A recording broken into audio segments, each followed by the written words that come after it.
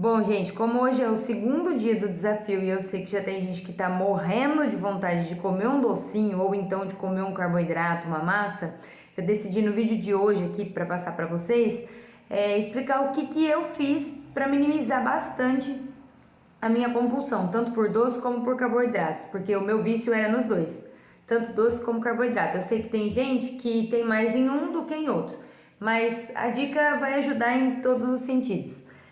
São basicamente três pontos que fazem com que a gente tenha compulsões.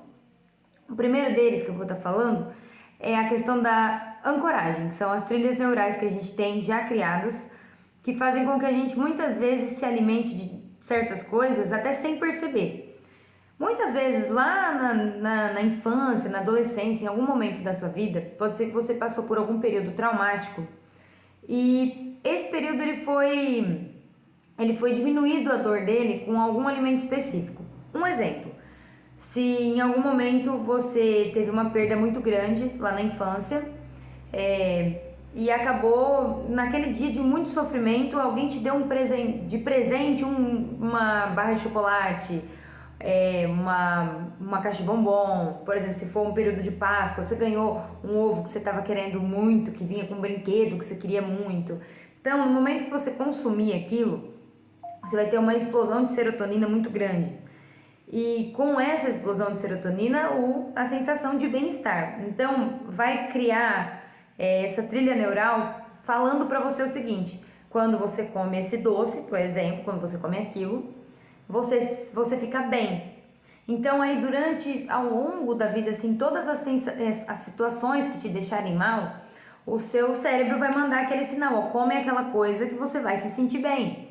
E a gente sabe que é muito passageiro e muitas vezes a gente come e tem aquela sensação maravilhosa, mas dali a pouco já vem aquela sensação também de culpa, que é terrível.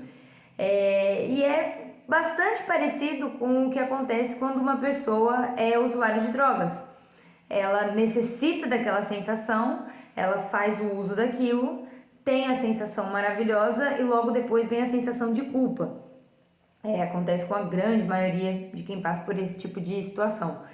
Então, o primeiro motivo, né, pelo qual a gente tem essas compulsões é exatamente essa questão da ancoragem, que a gente leva o nosso cérebro por um momento que a gente teve na vida, que a gente teve uma sensação de bem-estar consumindo determinada coisa, depois tudo que acontecer na nossa vida a gente vai querer consumir aquilo para que venha aquela sensação de bem-estar. É como se fosse um mecanismo de defesa mesmo do corpo.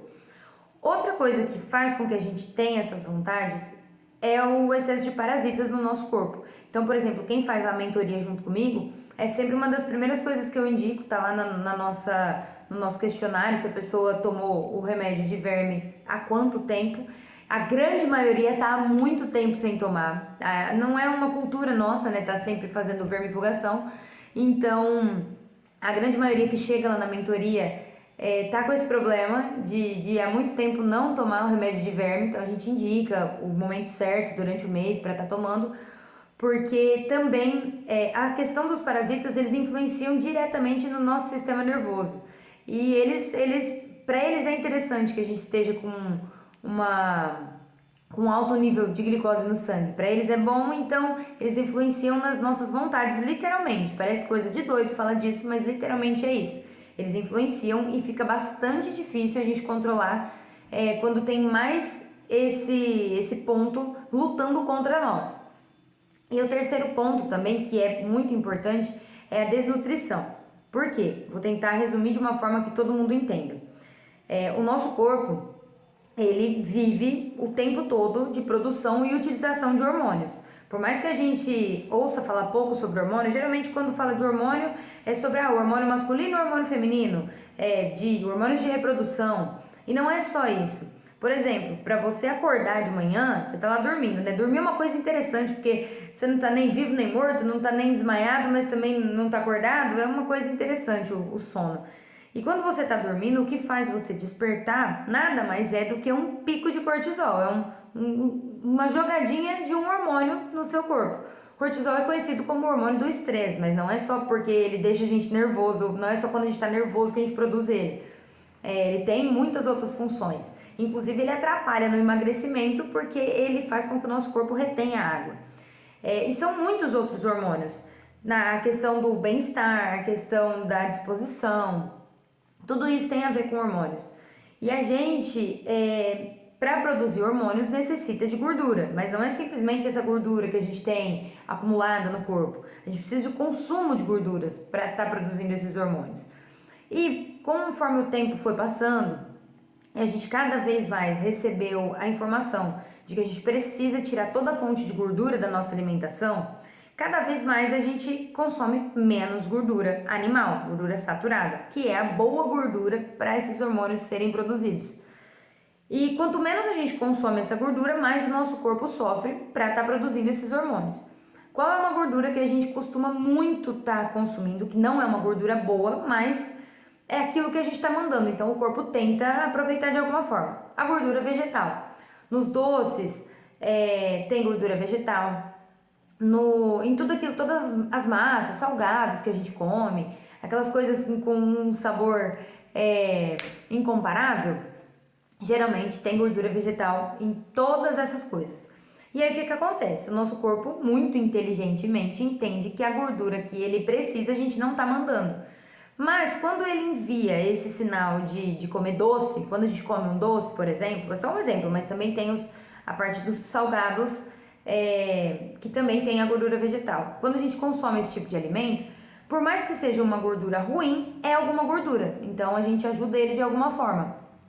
Então ele entende que se está faltando gordura, ele manda um sinal de vontade mesmo, uma vontade da gente comer aquilo.